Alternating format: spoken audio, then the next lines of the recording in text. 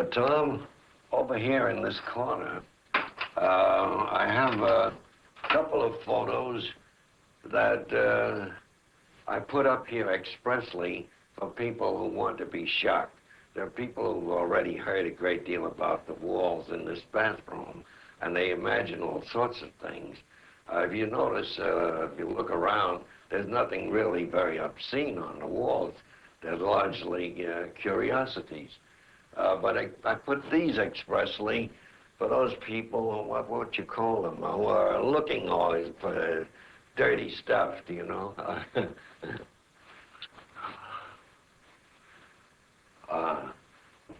Here's a wonderful Zen story.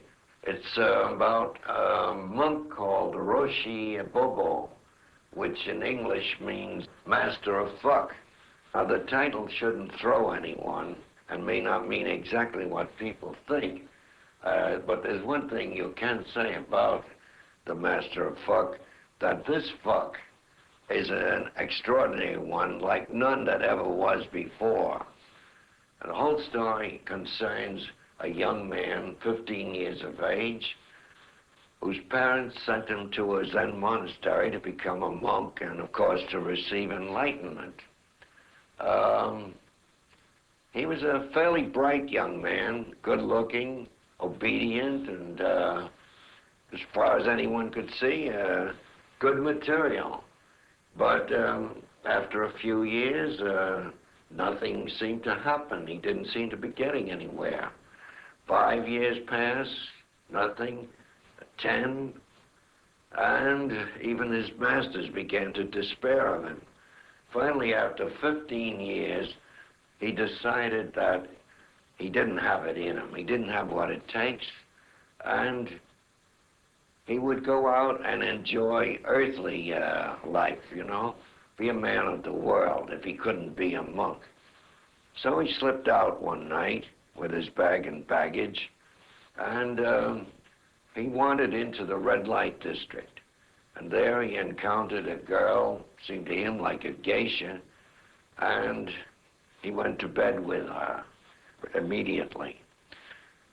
Well, it was his first experience with a woman. And instead of being awkward, though, and embarrassed and shy and so on, he seemed to be very adept. His senses were highly attuned from his Zen training. He was aware of her body, the touch, the smell, and everything.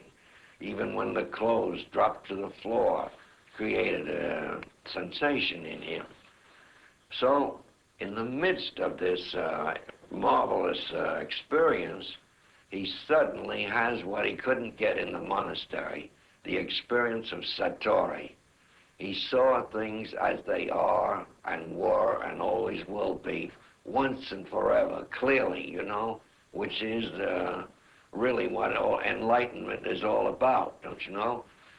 The important thing was that he had allowed himself to go to the very end of doubt and despair. Had he not, you see, this would never have happened. But he went to the very end of the tunnel and saw the light. And this is, of course, something that does not happen to people in psychoanalysis. They may be adapted to our corrupt world when they're finished, but they never reach Satori, do you see? And they never see things as they really are, in my opinion. And of course, there's another aspect to it, and a very wonderful one. It is like William Blake's idea of reaching heaven through hell. It doesn't matter what road you take to reach paradise. And beside that even, one might say that paradise is not even just around the corner, but right under your nose, if you happen to be lucky and aware enough, you know. And I think that's the great burden of it, that one should, how shall I say, accept his doubts completely, as the Buddha once advised, you know. Accept despair and anguish and frustration and see it through. Don't go to a doctor. Don't go to an analyst, above all.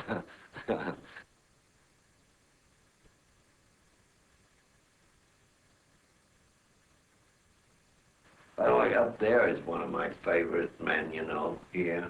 Hermann Hesse. When I look at him here, it reminds me of Goldmund or Narcissus, which is almost the two sides of himself. You know, the monkish one and the artist.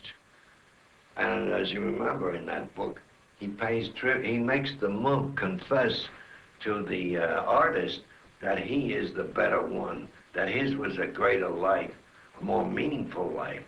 You know, which is very interesting because the artist led a sort of a wild, profligate life of adventure, you know, women and everything. And the monk is austere and righteous and so on. And Hess makes the monk say to him, you know, yours was after all the better one. And even meaning the more spiritual one too.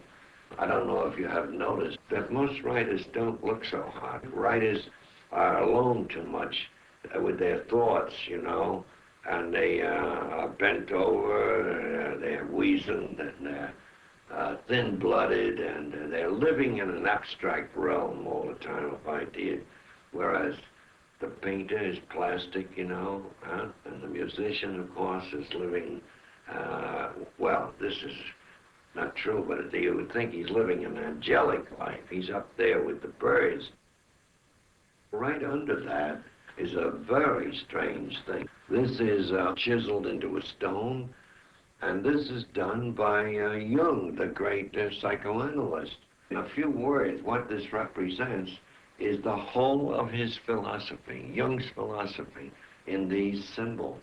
It's very, very strange and very interesting, but I can't make any of it out, you know, except like astrological symbols. But what the rest is, it could be Hebrew or Egyptian. There's another very strange, very interesting one, the very opposite maybe of Jung. This comes from some very ancient Chinese book of poetry, and it's supposed to be absolutely inscrutable. I've had the Chinese in here looking at it, and they've given me all sorts of interpretations. You see, some say that it's probably a Taoist saying, you know. Others say no, that it has to do with legends months before the Tao, you know, and Lao Tse, what's his name? I was going to say Mao Tse-tung. Then, of course, other people have said, why, shit, it's nothing but a commercial advertisement, you know, maybe for coffee or tea or rice or something like that. But every Chinese who's been in here has given me a different interpretation of this thing. It's weird.